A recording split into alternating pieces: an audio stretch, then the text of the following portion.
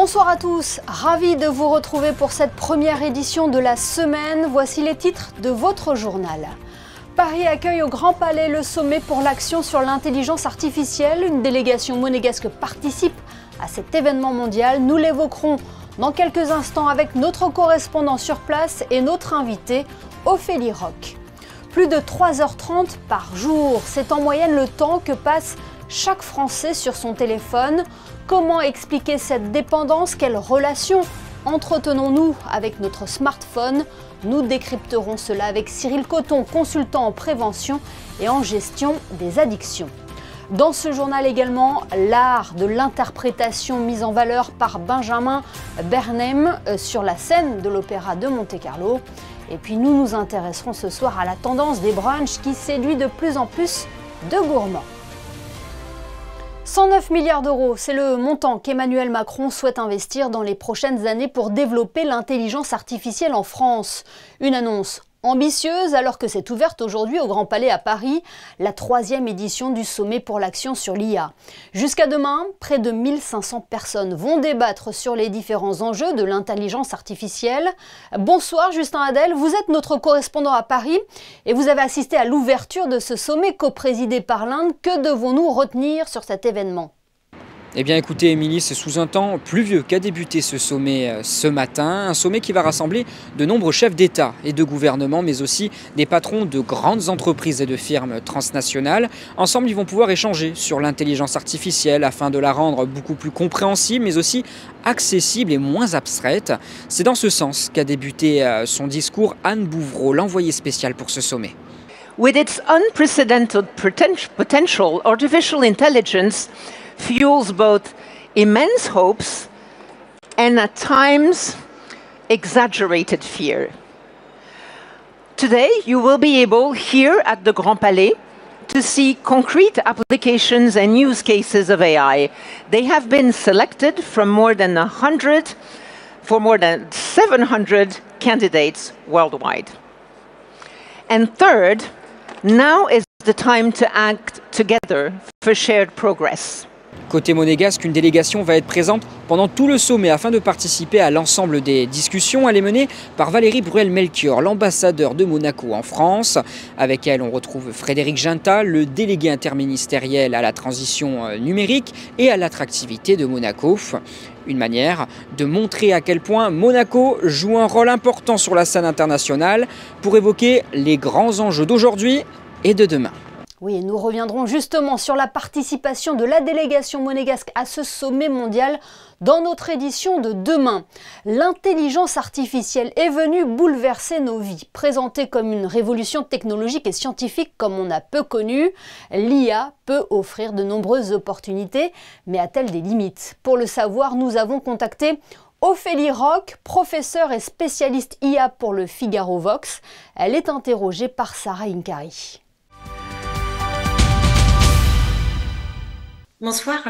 L'IA bouleverse nos vies, elle a investi tous les domaines de notre société, l'éducation, la santé, l'environnement. Est-ce que selon vous, il faut craindre cette technologie ou au contraire y voir une belle révolution ?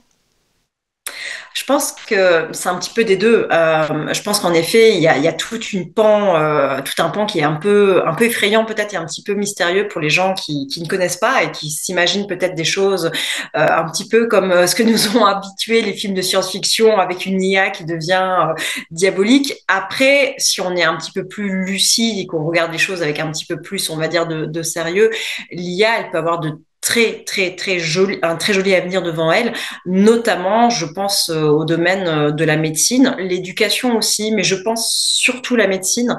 L'éducation, c'est compliqué pour l'IA de parvenir à remplacer un professeur. Elle ne remplacera jamais non plus un chirurgien. En revanche, elle peut maintenant presque être un co-médecin et ça va très vite au niveau de ça.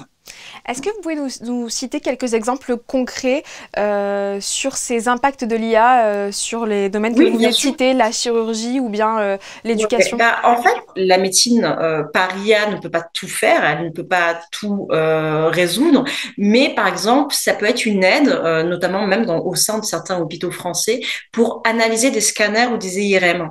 C'est-à-dire que ça ne remplace pas la vision d'un médecin, mais ça permet parfois de conforter ou d'infirmer en disant ah bah là il y a peut-être un doute et en effet alors comment ça fonctionne tout simplement parce que l'IA elle a été nourrie entre guillemets avec des tonnes et des tonnes d'imagerie médicale qui sont des scanners qui ont été des IRM et à chaque fois on a dit bon bah ça c'est une image d'un malade, ça c'est une image d'une personne qui est saine et du coup elle a appris et elle continue à apprendre toute seule et elle apprend nuit et jour en fait. Elle n'a pas besoin de se reposer, cette IA. Donc c'est par exemple les premières applications qui sont utilisées en masse, elles servent notamment à conforter les diagnostics. Vous l'avez dit, c'est pas nouveau, hein, l'IA est née dans les années 50. Pourquoi est-ce qu'on en parle autant aujourd'hui? Est-ce que ce boom est aussi lié à la naissance de ChatGPT en 2022? Ah oui. Oh oui, c'est très récent. Hein. C'est vrai qu'on en parle depuis quelques années. ChatGPT a été la révolution. En fait, ce qu'il faut savoir, c'est que ChatGPT, ça existait depuis. Alors, c'était pas sous ce nom-là, et c'était pas sous cette forme-là, mais ça existait depuis des années. C'est-à-dire qu'en fait, c'était dans les cartons, parce que ChatGPT, même si au départ il était encore un peu fantaisiste dans ses réponses, c'est une IA en fait qui était alimentée depuis des années à scanner les textes, les productions humaines, à comprendre les images. Et en fait, c'est quelque chose qui a demandé énormément de travail humain. La révolution ChatGPT, c'est qu'en effet, on a mis, et puis gratuitement en plus, c'est-à-dire que même si vous pouvez payer pour des versions plus élaborées, vous n'avez pas besoin de payer pour finalement avoir une IA qui est quand même relativement performante, même si parfois, en effet, elle est encore en rodage, mais il faut dire aussi que c'est très très jeune, hein, 2022. Et pourquoi on en parle autant? On en parle autant aussi parce que Musk est intervenu aussi dans la campagne présidentielle américaine, et on parlait déjà énormément des IA, mais pas autant en effet. Trump promet 500 milliards de dollars uniquement focalisé autour des IA. Alors forcément, il y a un phénomène d'emballement et je pense aussi que c'est là où il y a quelque chose qui peut être de l'ordre de l'incompréhensible, c'est-à-dire que finalement, les gens s'intéressent parce qu'on dit on va mettre beaucoup d'argent, mais pourquoi faire? À un moment, les IA, elles ont aussi, si vous voulez, ce sont des outils, ce ne sont pas... Les gens ont l'impression qu'il va y avoir un chambardement total et général. Alors, il y aura sans doute des grosses modifications sur notre vie, mais c'est pas du jour au lendemain, si vous voulez, que la structure de votre quotidien va être chamboulée. La France accueille aujourd'hui et demain le sommet mondial pour l'action sur l'IA. Quels sont les grands enjeux de ce rendez-vous? Ce qui va se passer pour la France, c'est que elle n'est pas mauvaise en vrai en IA, mais elle est bonne sur les IA en fait de pointe, par exemple les IA médicales, les IA très très ciblées en fait qui servent, mais pas. C'est vrai qu'elle n'a pas investi massivement dans des IA, j'ai presque envie de dire ludiques, parce que d'une certaine manière, ChatGPT, quand on regarde vraiment ce que les gens en font, je suis pas bien sûre que pour l'instant on l'utilise à fond cette IA avec tout l'argent qu'elle a coûté pour finalement que des gamins vous plagient un peu un devoir en se servant de ça. Je ne sais pas si ça mérite autant d'argent, si vous voulez, mis dedans. Ce qu'il faudra vraiment pour l'État français, c'est de savoir quelle IA il souhaite investir de l'argent. Là, c'est vrai que par rapport aux États-Unis, je pense qu'on investit 1/100 de l'argent que mettent les États-Unis. Donc, forcément, on est en retard si vous comparez les données, mais il faut aussi comparer ce qui est comparable. Nous n'avons pas le même système de recherche. Les financements ne proviennent pas du tout de la même manière. On est un pays qui fait les choses très différemment des États-Unis.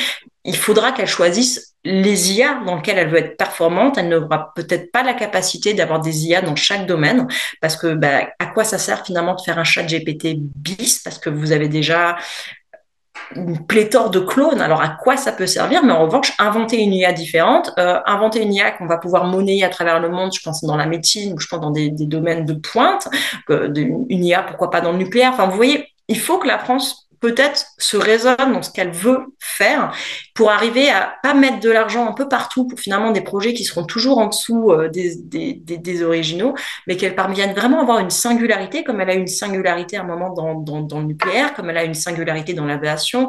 C'est ça, en fait. Emmanuel Macron a annoncé la construction en France d'un data center géant financé en partenariat avec les Émirats arabes unis. Par ce projet notamment, est-ce que le président ambitionne de devenir la figure de proue européenne de l'IA? Est-ce qu'il souhaite concurrencer justement les géants américains et chinois? Le timing, en plus de cette annonce, tombe très très bien avec le salon de l'IA. Ceci dit, c'est quand même pas la France qui le fait. Ce centre, on l'accueille. C'est-à-dire que c'est pas nous qui le finançons.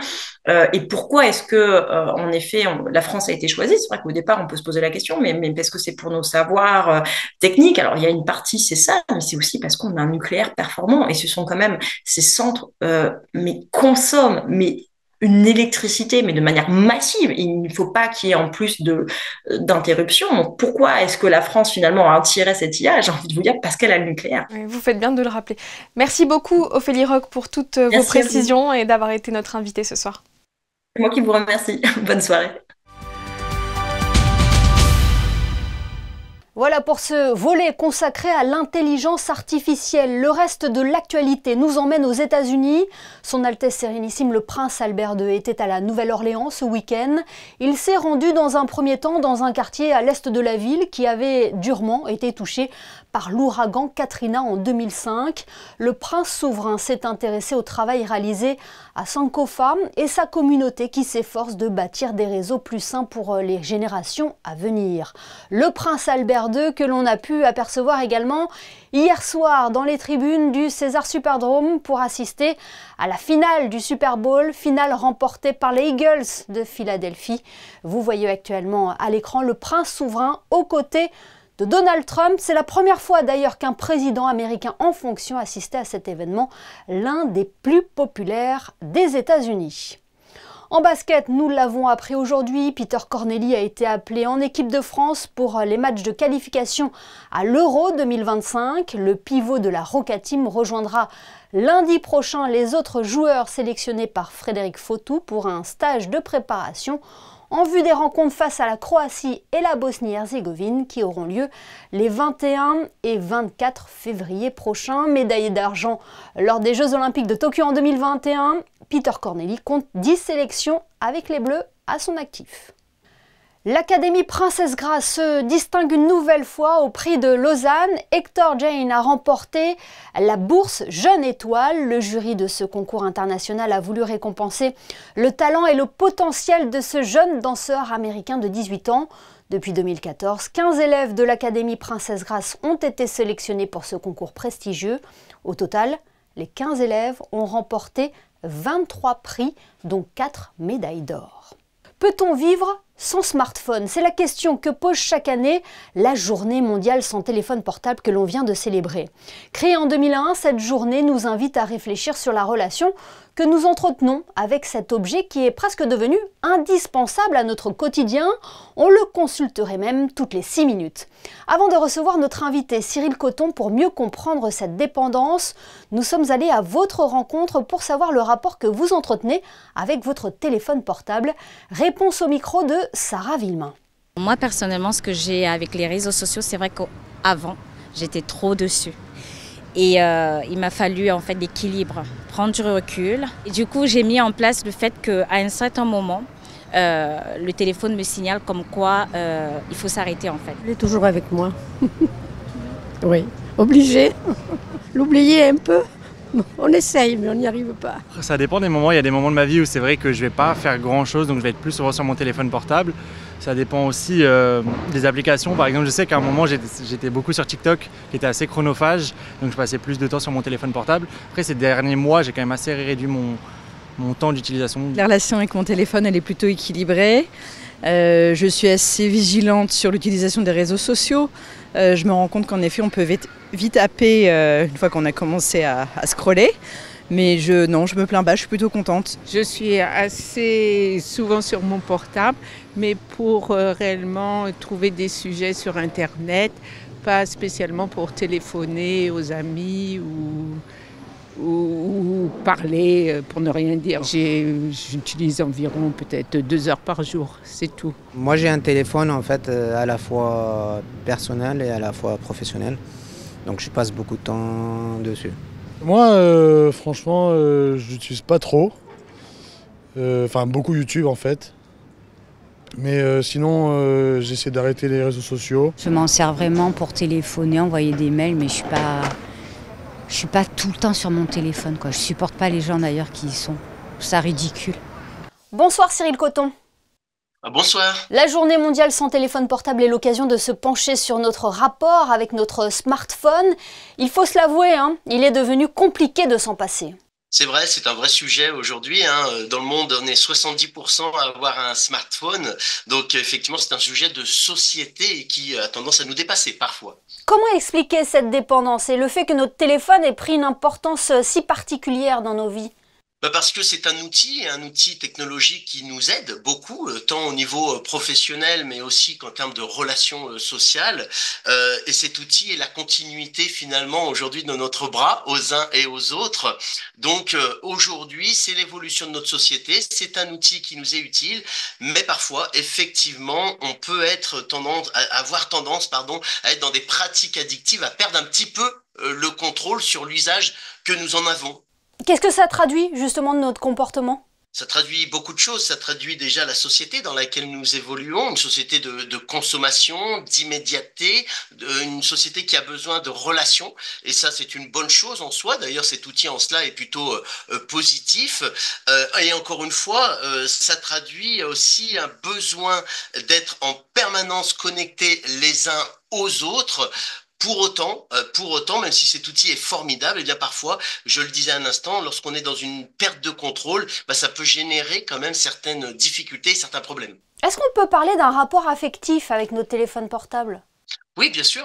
Oui, c'est tout à fait possible. D'ailleurs, les études aussi ont démontré ce phénomène qu'on appelle la nomophobie, cette phobie de perdre son portable, une phobie excessive, une phobie irrationnelle d'ailleurs, de perdre son portable. Donc ça met bien en exergue ce lien que nous avons avec cet outil, cette relation émotionnelle que nous avons avec cet outil, et cet outil qui nous permet aussi d'être en permanence en relation avec les autres. Donc oui, souvent je fais le parallèle avec le doudou qu'ont les enfants, mais c'est vrai qu'on pourrait parfois dire qu'on a un lien fusionnel avec cet outil. Et comment se défaire alors de ce lien fusionnel que l'on a avec notre smartphone ?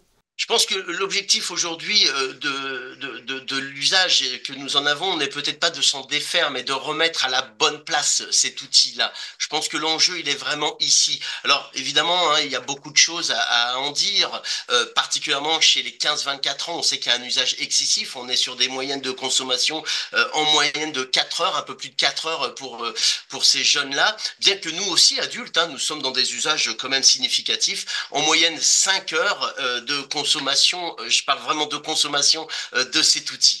Qu'est-ce qu'il faut faire ? Peut-être se mettre un cadre. Je pense que ça passe d'abord par cela, se mettre un cadre comme on est capable de le faire pour d'autres comportements, cadre d'utilisation, le temps, bien que le temps ne soit pas un élément suffisant pour mettre en avant un problème, mais le temps que nous y passions, et surtout savoir investir toutes les strates de sa vie de manière à ne pas être toujours derrière ou devant un écran, que ce soit les loisirs, que ce soit le divertissement, que ce soit la culture, eh bien peut-être investir ces strates-là autres que par les écrans.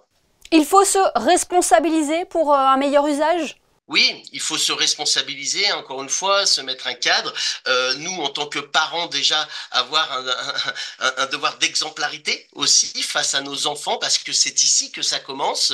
Et puis, je pense qu'il faut vraiment mettre une éducation à l'usage des écrans. Et c'est ce qui nous a manqué, puisque ces nouvelles technologies sont arrivées subitement et rapidement dans nos vies. L'évolution est exponentielle. On voit bien avec les intelligences artificielles qui prennent beaucoup de place. Donc, effectivement, il faut se responsabiliser et s'éduquer à ces usages-là avec différentes façons de faire, se former, se servir de la technologie d'ailleurs en tant que telle qui peut nous aider à nous limiter et à nous cadrer avec des notions de temps passé qu'on peut avoir sur nos smartphones par exemple, avec les notifications que nous pouvons déjà supprimer, avec un choix aussi de ne pas être sur toutes les plateformes, par exemple, de réseaux sociaux, il y en a pléthore, choisir ces réseaux sociaux et puis choisir le temps, le moment. Aujourd'hui, on le sait, hein, il y a des signes quand même qui sont des indicateurs forts. En 30 ans, eh bien, les jeunes ont perdu environ 2 heures de sommeil, notamment à cause de l'usage des écrans, puisque 74% des jeunes aujourd'hui continuent à regarder les écrans dans leur lit le soir avant de s'endormir. Donc des signes plutôt significatifs. Eh bien, merci beaucoup Cyril Coton d'avoir décrypté avec nous cette relation que l'on entretient avec notre téléphone portable. Merci. Merci à vous. Télévision, YouTube, réseaux sociaux, comment consommez-vous vos contenus? La direction de la communication s'y intéresse. Elle lance un sondage pour connaître vos habitudes. Vous pouvez prendre part à cette enquête en scannant le QR code qui s'affiche sur votre écran ou en se rendant sur les réseaux sociaux de Monaco Info. Vos réponses resteront anonymes. Date limite de participation le 20 février prochain. Il a fait ses débuts dans Cléopâtre de Massenet sur invitation de Cecilia Bartoli. C'était en 2012 au Festival de Salzbourg. Depuis, la carrière de Benjamin Bernheim a connu un essor fulgurant. Il se produit dans les plus grands opéras, dont celui de Monte-Carlo. Le ténor franco-suisse était sur la scène de la Salle Garnier dimanche. José Sacré revient sur ce moment avec Arnaud Humbert.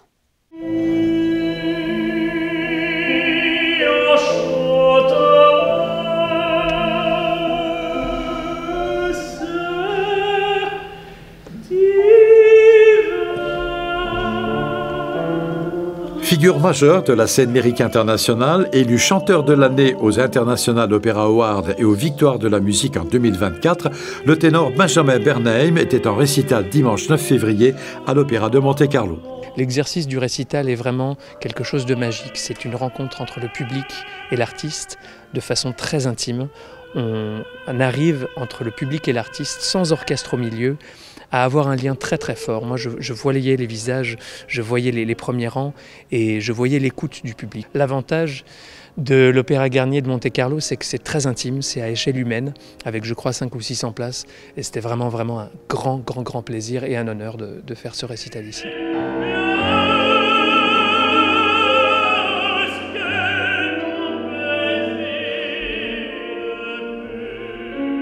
Accompagné au piano par Carrie-Anne Masterson, Benjamin Bernheim a interprété des mélodies de Gounod, Chausson, Puccini, Duparc, mais aussi des chansons de Joseph Cosma, Jacques Brel et Charles Trenet.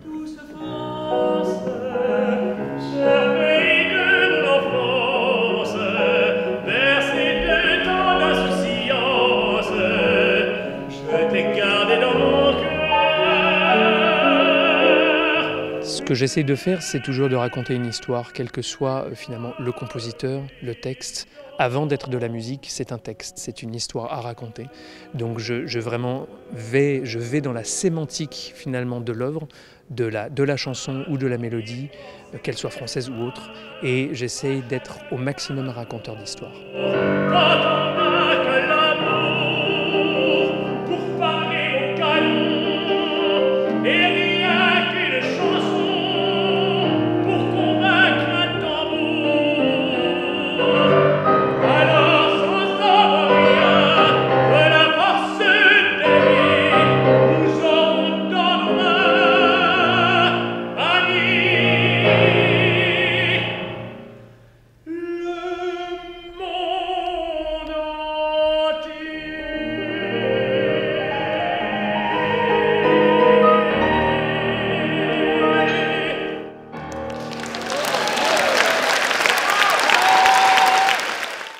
L'art de l'interprétation par Benjamin Bernheim. Et d'ailleurs, prochain rendez-vous à l'Opéra de Monte-Carlo, L'Or du Rhin de Richard Wagner, à partir du 19 février. Intéressons-nous à présent à l'iconographie. Dernièrement, le diocèse de Monaco a accueilli le père Jean-Baptiste Garrigou pour une formation à cet art sacré. Émilie Flamin et Lionel Bernardi ont assisté à cet atelier suivi par une dizaine de personnes. Regardez. Loin d'être seulement des peintures, l'iconographie est un art ancestral religieux qui permet à chacun de prier à travers son pinceau. C'est un art qui permet d'être en contemplation et d'intérioriser ce que l'on vit dans sa foi chrétienne, puisque chaque sujet et chaque façon technique a été façonnée par une pratique qui était celle d'une rencontre avec Dieu, en fait. Et donc les peintres, depuis très longtemps, depuis le Moyen-Âge et avant, ont mis en place des techniques qui favorisent la dimension mystique de la prière par l'art. En fonction de leur niveau, les participants ont une icône différente à créer. Ce n'est pas une reproduction, mais bien une création. Moi, je ne suis pas hyper doué en dessin et pourtant, dans cette prière, il y a quelque chose qui apparaît tout doucement, qui dépend pas de moi, même si c'est moi qui l'a fait. Voilà, je vois apparaître une prière. Tout est prière, les pigments, le support, l'ordre dans lequel on fait les choses. Cet atelier rassemble des chrétiens de toutes confessions, une parenthèse dans leur quotidien. Il faut arriver à couper avec le quotidien et ce que je trouve super dans notre groupe est de voir ces jeunes-là, les plus jeunes, qui sont quand même en pleine activité, qui sont parents, qui ont des adolescents, donc qui ont vraiment des charges familiales et qui travaillent, arriver et se poser, avoir ce besoin de se poser et arriver à le faire et en être vraiment heureux. L'année dernière, ce stage a également accueilli des enfants. L'atelier d'iconographie espère pouvoir le refaire en mai prochain. Peut-être en avez-vous profité ce week-end, les brunchs sont de plus en plus tendance en principauté. Ils permettent de partager un menu sucré-salé, en famille, en amoureux ou entre amis. Nous avons voulu aussi vivre cette expérience pour mieux comprendre ce phénomène. Et les chanceuses du soir s'appellent Sarah Inkari, Émilie Flamin, Marie Bonnet-Blanc et Camille Caloni. Avec son cadre idyllique, le Monte Carlo Bay est le lieu idéal pour bruncher. Placée sous le signe de la célèbre maison de champagne Tétinger, la Champagne Brunch Party, proposée chaque dimanche dans l'espace Calypso, offre une sélection de saveurs sucrées et salées, renouvelées chaque semaine par le chef étoilé Marcel Ravin. Nous proposons des fruits de mer et aussi toute une... C'est très diversifié aussi sur la partie salade, la partie apéritive aussi, puisque nous avons un banc de salade où vous choisissez la salade que vous voulez, on vous la compose. On a toujours souhaité d'avoir cette forme de générosité, que les gens, quand ils viennent là, qu'ils puissent pouvoir passer un moment en famille, entre amis, et se dire, on a fait un joli déjeuner, qui plus est, inclut un accord champagne. Côté dessert, vous succomberez aux tartes fruitées, au Saint-Honoré ou encore au délicieux Paris-Brest. Toutes les envies sont assouvies au prix de 135 € pour les adultes. Et pour accompagner ce délicieux moment, un trio musical acoustique déambule entre les tables. À 2 pas de là, l'hôtel Méridien propose une version belge du brunch dans sa brasserie Smaklek, ouverte il y a 1 an. Ici, l'odeur des gaufres est simplement irrésistible.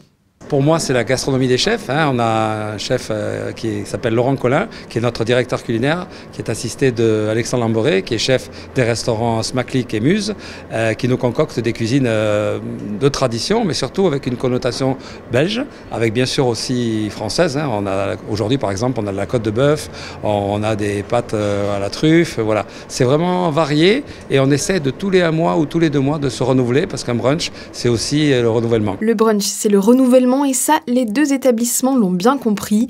Ils savent aussi que pour séduire les parents, il faut d'abord combler les enfants. On a un très très joli corner pour les enfants avec un pâtissier, un chef pâtissier, Julien Beaulieu, qui vient lui-même faire des connotations un petit peu sucrées. Donc pour aujourd'hui, ça va être par exemple des sucettes. Donc les enfants vont constituer leurs propres sucettes. Le meilleur brunch de la Côte d'Azur, à vous d'en juger. L'établissement SBM vous accueille tous les dimanches à partir de 12h30 et le Méridien à partir de midi avec sa formule à 85 €.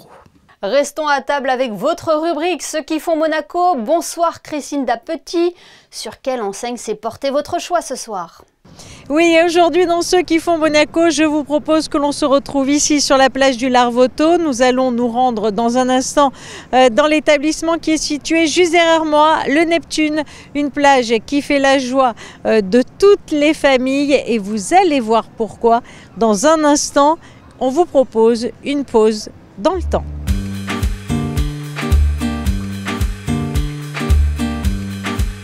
Cet établissement est au moins, je pense, existe depuis au moins une 20aine d'années. Et bon, au tout début, c'était plutôt, si vous voulez, un snack, frites, hamburgers, etc. Maintenant, il y a une belle plage privée. L'établissement a été refait, beaucoup de bois, des plantes, etc. avec une carte beaucoup plus travaillée, exotique, avec une touche, je dirais, méditerranéenne. C'est-à-dire vous avez des pâtes, risotto, pinza, et aussi tout ce qui est poisson, filet de loup, poisson à la découpe aussi. On fait des gambas aussi flambées. On a un DJ le vendredi et samedi soir, avec justement un buffet à volonté pour 49 € hors boisson. Buffet avec fondue, tartiflette, tout ce qui est spécialité de la montagne. L'ambiance, ambiance décontractée, mais je dirais de bonne tenue quand même. On a une belle clientèle, on a la plage, regardez le soleil il fait beau, le cadre est super, la musique, tout est fait pour passer un bon moment. Et sachez que si vous souhaitez fêter votre anniversaire ou tout simplement célébrer un événement comme le baptême de votre enfant ou enterrer une vie de jeune fille ou de garçon, eh bien sachez que l'établissement vous propose la privatisation des lieux, que ce soit en totalité ou partielle. Et merci Christinda pour tous ces bons conseils. Ce journal est à présent terminé. Merci de nous avoir suivis. Dans quelques instants, la météo d'Alban Jean-Jambe, puis les experts basket avec Frédéric Elion et Ali Traoré. On se quitte avec les photos de Stéphane Dana et l'hommage à Ravel par Charles Dutoit et Martha Argerich. Passez une très belle soirée et à demain, 19 h pour une nouvelle édition sur Monaco Info.